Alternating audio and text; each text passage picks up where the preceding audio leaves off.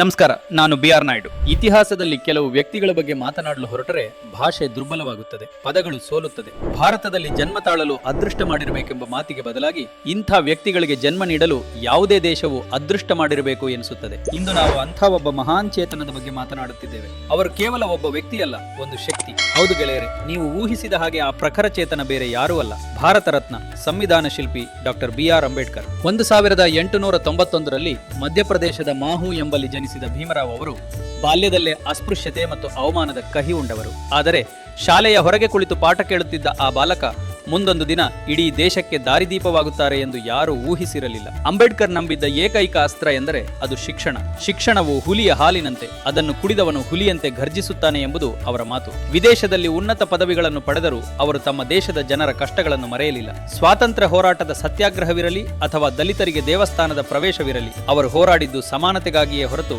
ಬೇರೇನಕ್ಕೂ ಅಲ್ಲ. ತುಳಿತಕ್ಕೊಳಗಾದವರ ಧ್ವನಿಯಾಗಿ ಮೂಕನಾಯಕ ಪತ್ರಿಕೆಯನ್ನು ಪ್ರಾರಂಭಿಸಿದ್ದು ಅವರು. ಅಸ್ಪೃಶ್ಯತೆ ಎಂಬ ಪಿಡುಗಿನ ವಿರುದ್ಧ ಅವರು ನಡೆಸಿದ ಹೋರಾಟ ವಿಶ್ವದ ಇತಿಹಾಸದಲ್ಲಿ ಅಜರಾಮರವಾಗಿದೆ, ಕೇವಲ ಸಮಾನತೆಗಾಗಿ. ಭಾರತಕ್ಕೆ ಸ್ವಾತಂತ್ರ್ಯ ಬಂದಾಗ ದೇಶವನ್ನು ನಡೆಸಲು ಒಂದು ಬಲಿಷ್ಠ ಕಾನೂನಿನ ಅಗತ್ಯವಿತ್ತು. ಭಾರತದಂತಹ ಹಲವು ಭಾಷೆಗಳು, ಸಂಸ್ಕೃತಿ, ಜೀವನ ವಿಧಾನ, ವಿವಿಧ ಧರ್ಮಗಳನ್ನು ಹೊಂದಿರುವ ದೇಶಕ್ಕೆ ಸಂವಿಧಾನವನ್ನು ರಚಿಸುವುದು ಸುಲಭದ ಮಾತಾಗಿರಲಿಲ್ಲ.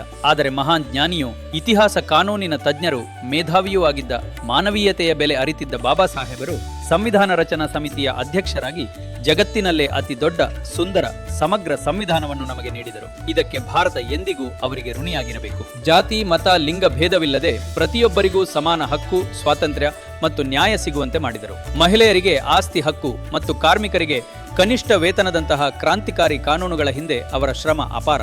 ಸುಶಿಕ್ಷಿತರಾಗಿ, ಸಂಘಟಿತರಾಗಿ, ಹೋರಾಟಗಾರರಾಗಿ. ಎಜುಕೇಟ್, ಅಜಿಟೇಟ್, ಆರ್ಗನೈಸ್ ಎಂಬುದು ಬಾಬಾ ಸಾಹೇಬರು ಭಾರತೀಯರಿಗೆ ನೀಡಿದ 3 ಮಂತ್ರಗಳು. ಅಂಬೇಡ್ಕರ್ ಎಂದರೆ ಕೇವಲ ಒಂದು ಜಾತಿಗೆ, ಒಂದು ವರ್ಗಕ್ಕೆ ಸೇರಿದ ನಾಯಕರಲ್ಲ, ಅವರು ಇಡೀ ಮಾನವ ಕುಲಕ್ಕೆ ಪ್ರೇರಣೆ. ಅಂಬೇಡ್ಕರ್ ಅವರ ಜನ್ಮದಿನದ ಈ ಶುಭ ಸಂದರ್ಭದಲ್ಲಿ ಅಂಬೇಡ್ಕರ್ ಅವರ ಕನಸಿನ ಭಾರತ ನಿರ್ಮಾಣವಾಗಲಿ, ಅಂಬೇಡ್ಕರ್ ಅವರ ಕನಸಿನ ಸಮಾನತೆ ಜಾರಿಗೆ ಬರಲಿ. ಪ್ರತಿಯೊಬ್ಬ ಭಾರತೀಯರು ಅಂಬೇಡ್ಕರ್ ಅವರ ಸಂವಿಧಾನದ ಪ್ರತಿನಿಧಿಗಳಾಗಲಿ ಎಂದು ಹಾರೈಸೋಣ. ಇದೊಂದೇ ನಾವು ಆ ಮಹಾನ್ ಚೇತನಕ್ಕೆ ಸಲ್ಲಿಸಬಹುದಾದ ಗೌರವ. ಜೈ ಭೀಮ್.